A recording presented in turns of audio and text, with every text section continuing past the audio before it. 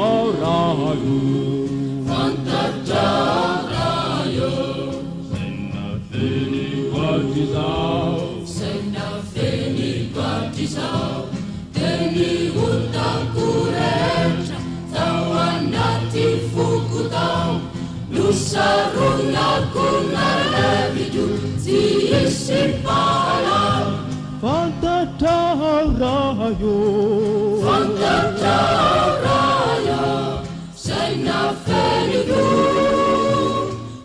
Guardisau, Putia Utuna, Falian Suayana, Sanifa Utapisang, Dua Karikamina. Putia Utuna, Falian Suayana, Sanifa Utapisang, Dua Teridu, Amina. Dua Teridu, Amina.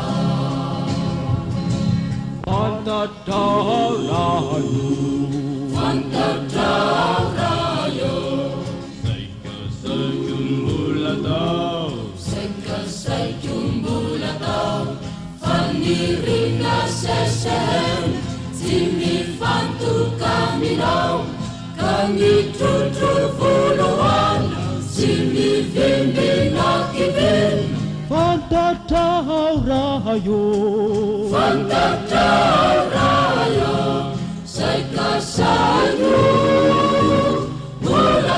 Sejumbulatau, Putia Utuna, Falian Suayana, Sangita